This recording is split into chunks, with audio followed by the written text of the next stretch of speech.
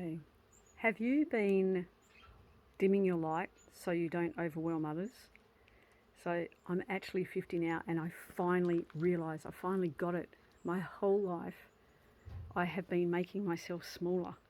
Like literally my physical posture, everything, making myself smaller. Because I'm actually quite an extrovert and I've just been dumbing down my intelligence, my physical looks, and I'm I'm actually ready to shine now. I'm ready to actually go, whatever, if it overwhelms you, offends you, or gets judgment by you, whoever you is, usually strangers, I don't care anymore.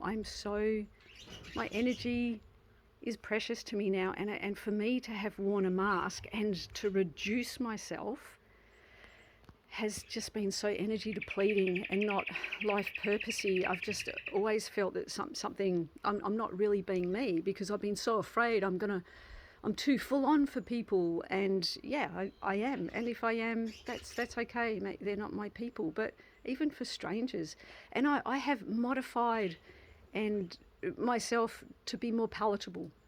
I'm wondering if you can relate to this. And so I really hope this doesn't come across really cocky, but I'm just sort of trying to encourage other people too to just be who we are.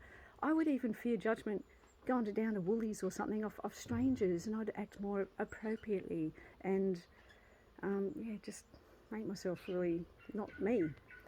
And now I finally realised, and I'm actually acknowledging my talents and my resiliency and all these qualities that people have told me I've had and I've have never acknowledged, that I'm going to embrace them and say, like, the common denominator, if somebody says thing 1, 2, 3, 4, 7 times, then you got to start to pay attention to it.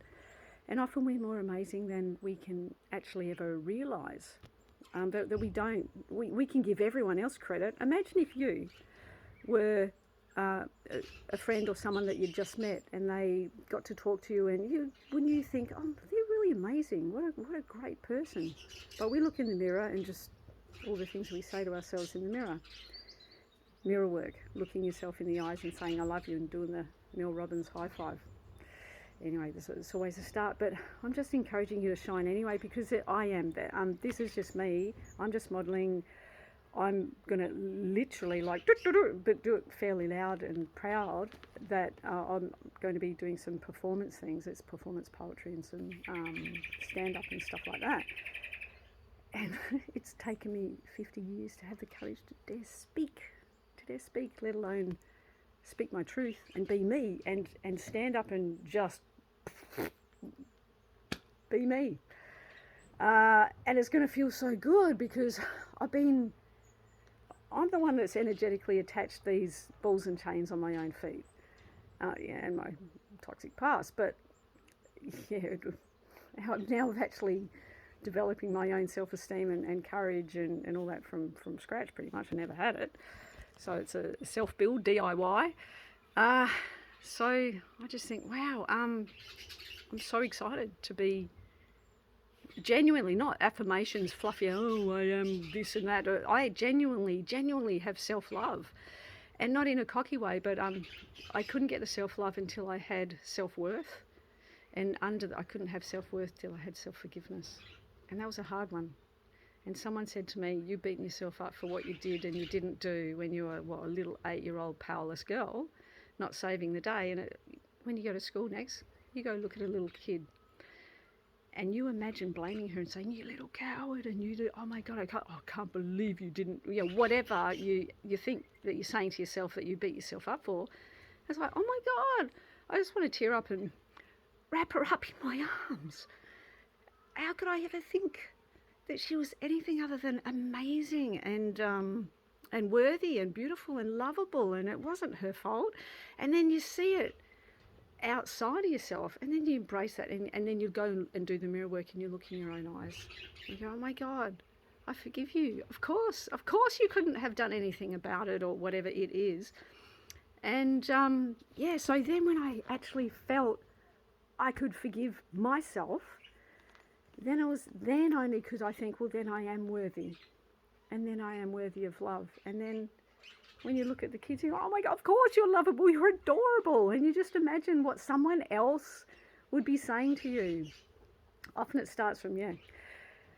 When we get triggered about something, like when someone cuts you off in traffic and it, they turns out into a bloodbath or something, it's never the incident. So it's 1% now, 99% back then. Back then could be when you were 5 years old. And we carry that, and they're just the triggers. So often when you're having a massive overreaction, or someone is, you just, with compassion with yourself or them, and just go, oh, that's their back then stuff that they haven't healed yet. And that's just bubbled it all up to the surface. Anyway, I've got a million things to talk about, which I will be on this channel as I get more confidence to speak up, that I'm actually qualified through lived experience and my qualifications to actually think that I could share any of these things. But yeah, I think the time's now. Now, that's why you clicked onto this, to be shining without apologizing for it. I'm ready. I am. You'll see. There'll be more vids to come, and hopefully I'll inspire you. Yeah, if not, just whatever. But the whole thing is, if I can inspire one person, that'll be enough. So and just let go of all the negative crap. It's really hard on social media because there's so many people out there. But I just encourage you to, all those beautiful gifts and things and those quirks and everything that you're born with. Don't wait. Time's now.